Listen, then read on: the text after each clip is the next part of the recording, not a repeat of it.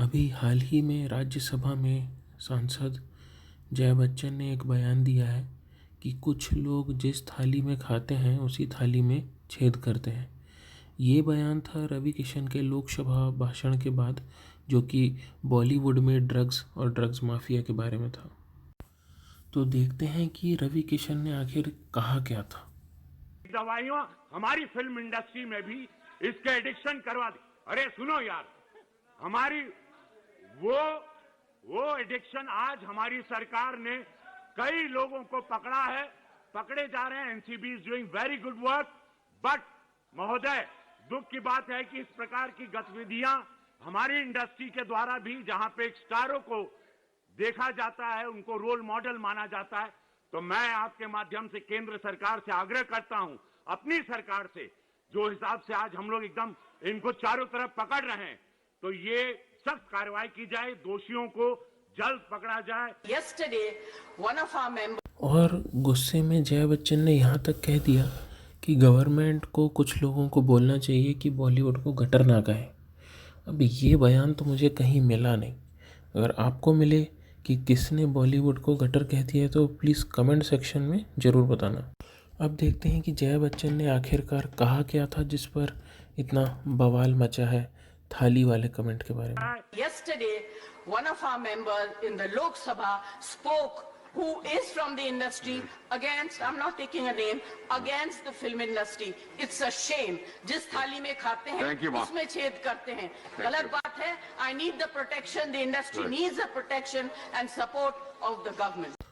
अब जया बच्चन ने ये बयान किसी के कहने पर दिया या खुद से दिया वो तो पता नहीं, लेकिन इस बयान के बाद जो अपना लिब्रांडू गैंग था वो अचानक से सपोर्ट में आ गया और तापसी पन्नू से लेकर सोनम फालतू कपूर और फरहान अख्तर और संजय राउत और अनुभव सिन्हा सब ने ट्विटर पे अपने कमेंट ठोक डाले। और ऐसा नहीं है कि इस तरीके का बयान जया बच्चन ने पहली बार दिया है। उन्होंने पहले भी हैदराबाद में हुए महिला अत्याचार पर बयान दिया था कि ऐसे लोगों को पब्लिक के द्वारा लिंच कर देना चाहिए, यानी कि मार देना चाहिए। जो सिक्योरिटी इंचार्ज हैं, मैं किसी का नाम नहीं ले रही हूँ, आपको भी पता है। Do you not think that they should be answered, they should be questioned and they should be asked to give an answer why they were not able to protect that area, जहाँ पहले भी एक दिन पहले हादसा हो चुका था।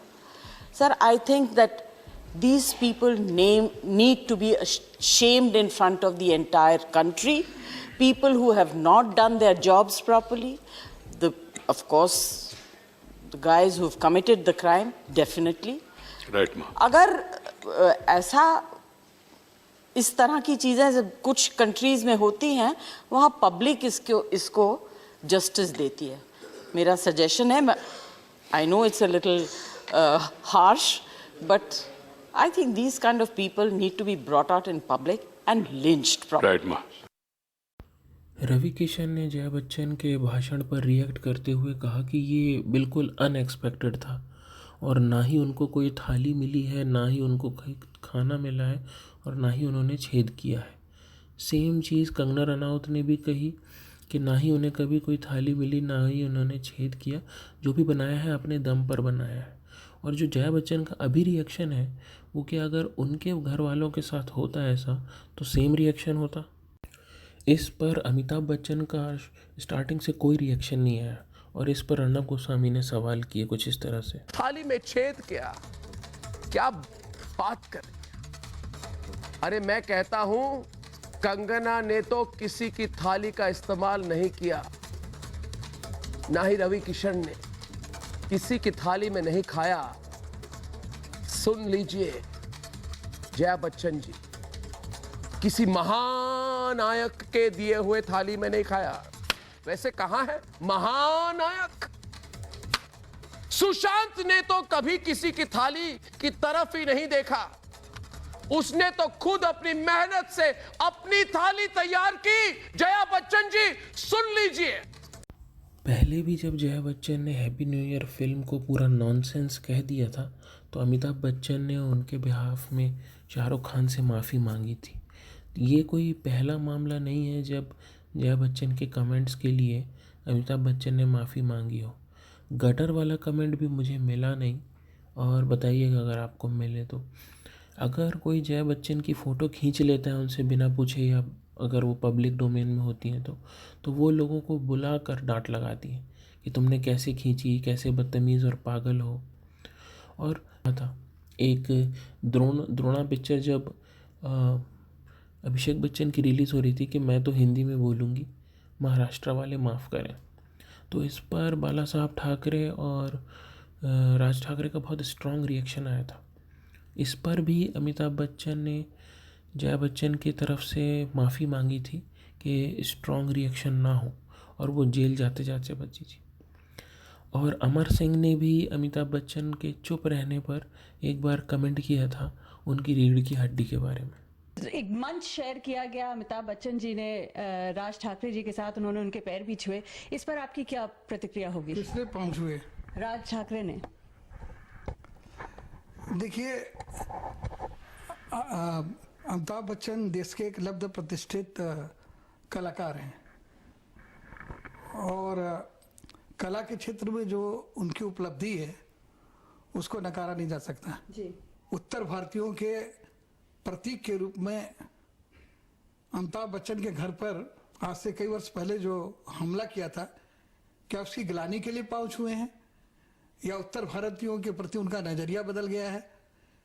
क्या वो ये मानना शुरू कर दिए हैं कि मुंबई में और महाराष्ट्र में उत्तर प्रदेश के लोगों को आने के लिए अब राज ठाकरे से वीसा लेने की जरूरत नहीं है? तो ये आपको लगता है कि ये जो कहीं पॉलिटिकल स्टंट तो नहीं है, क्योंकि लग तो ऐसा ही रहा है? देखिए, मुझे इस बात का पर बहुत ज्यादा खेद नहीं है, क्योंकि अमिताभ बच्चन एक अच्छे कलाकार हैं, लेकिन उनकी रीढ़ में हड्डी नहीं है। वह अपने बचपन के दोस्त राजीव गांधी के कहने से इलाहाबाद में चुनाव लड़े, बहुगुणा जी को हराया, लेकिन मैदान छोड़ करके भाग गए, और फिर गांधी परिवार के साथ भी वो दूर हो गए। 20 वर्षों तक उनके सुख में, दुख में, अच्छे में, बुरे में मैंने किसी लाग लपेट और बहस के बिना उनका साथ। भले ही अमिताभ जी से आज के दिन हमारे संबंध बिल्कुल नहीं हो, लेकिन एक बात मैं उनके बारे में कह सकता हूँ कि वो बहुत डरपोक आदमी है, कानून से बहुत डरते हैं, और जो उनकी स्क्रीन इमेज है एंग्री यंग मैन वाली, एक सामान्य आयकर अधिकारी की छोटी सी नोटिस उनकी अवस्था खराब कर देती है। आर्थिक प्रबंधन के मामले में उनका ज्ञान शून्य है।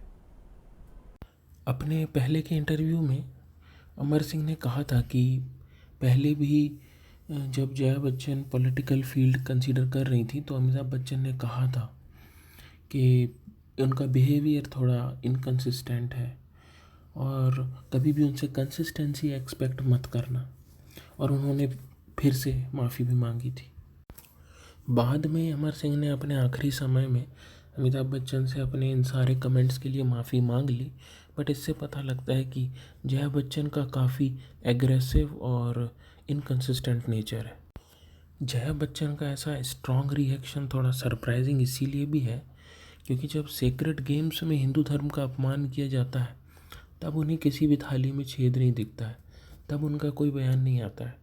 कंगना रनावत का घर टूट गया, उनको गाली बक दी संजय राउत ने, तब किसी थाली में छेद नहीं हुआ। और कंगना रनावत ने सेम सवाल पूछा कि जैसे अगर उनके किसी परिवार के सदस्य के साथ ऐसा होता या फिर उनका घर टूटता तो क्या उनका सेम रिएक्शन होता। उसके बाद संजय दत्त का ड्रग केस इतना लाइट में रहा बॉलीवुड में, तब कभी थाली में छेद नहीं हुआ। सेम तरीके से जिया खान की भी सुसाइड में डेथ हो गई, एबॉर्शन से लेकर डिप्रेशन तक सारी थ्योरी सामने आई, तब इनका कोई बयान नहीं आया, तब कोई थाली में छेद नहीं हुआ। दिशा सालियान भी बॉलीवुड इंडस्ट्री में काम करती थी, सस्पिशियस डेथ थी, कोई थाली में छेद नहीं आया। फरदीन खान भी ड्रग्स के साथ पकड़ा गया था और उनको ज़मानत मिल गई थी, लेकिन तब यहाँ पर किसी को भी थाली में छेद नहीं दिखा। रिया चक्रवर्ती का सपोर्ट गैंग उनके लिए टी शर्ट छपवा रहा है।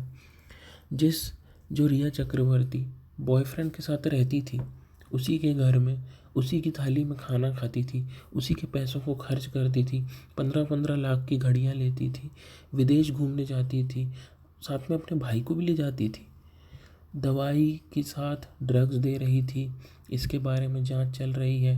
पैसे से, उसी के पैसे से ड्रग्स खरीद रही थी, टी शर्ट छपवा छपवा के जेल जा रही है, बॉयफ्रेंड के साथ रहकर खाना खा रही है, तब थाली में छेद नहीं हुआ। ये किस तरीके का हिपोक्रेसी है।